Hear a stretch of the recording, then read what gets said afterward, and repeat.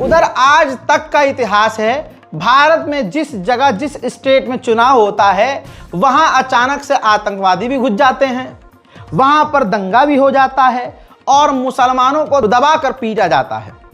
बिहार के वैशाली के इलाके में हिंदुओं ने मुसलमानों की मस्जिद पर हमला किया और मस्जिद के अंदर तोड़फोड़ की। सिर्फ इतना ही नहीं, मस्जिद के अंदर घुसकर संस्कारी समुदाय ने मुसलमानों की कुरान पाक को फाड़ दिया, कुरान की तौहीन की, मस्जिद की तौहीन की। और यह मोदी सरकार ही करवाती है, क्योंकि इस दंगे फसाद से उनको यह पैगाम मिलता है कि देखो, हम अगर आएंगे मुसलमानों की चूड़ी टाइट करवाएंगे और करेंगे, और अगर हम नहीं आए तो हिंदू खतरे में है।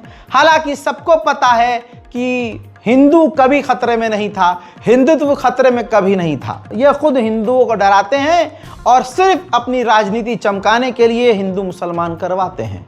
हाल भारत में यह है कि हमारी ही मस्जिद तोड़ी जाएगी, हमारे ही कुरान का अपमान कराया जाएगा, उल्टा सीधा बोला जाएगा, हमें गालियां बकी जाएंगी, और जब हम विरोध करेंगे तो हम मुसलमानों को ही गिरफ्तार करके जेल में ठूस दिया जाएगा। अब यह बात तो अरब देशों तक पहुंचानी चाहिए। अरब में रहने वाले कुछ अगर मुसलमान ऑफिशियल्स हैं तो वहां यह बात पहुंचाएं, क्योंकि अरब से भारत का चलता है मोटा ट्रेड। जब कतर ने नुपुर शर्मा, जब कतर से आवाज उठी, नुपुर शर्मा क्या ही आग मूत रही थी यहां। जब कतर से और अरब देशों तक यह खबर पहुंची और उन्होंने आवाज उठाई और मोदी सरकार से साफ कहा कि भाई ये क्या चल रहा है, इस्लाम दीन और पैगंबर पर तुम्हारे पार्टी के लोग अपमानित कर रहे हैं, गालियां बक रहे हैं हमारे पैगंबर को। भाई साहब, हिल गई मोदी सरकार। तुरंत पता क्या हुआ, नुपुर शर्मा को पार्टी से भी निकाला और आज नुपुर शर्मा आज तक वो पीछे ही है, आगे नहीं आ सकती, क्योंकि भारत का जो ट्रेड है, भारत की जो दोस्ती है अरब देशों से बहुत पक्की है। इतने दूसरे देशों के साथ पक्की नहीं है भारत की दोस्ती जितनी अरब देशों से पक्की दोस्ती है।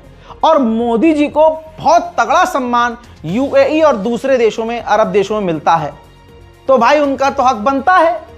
तो अब मामला यह है कि जो कुछ भी यहां हो रहा है अरब की मीडिया तक पहुंचे, अरब के रहनुमाओं तक पहुंचे, हुक्मरानों तक पहुंचे, तो ये सब कुछ सही हो जाएगा।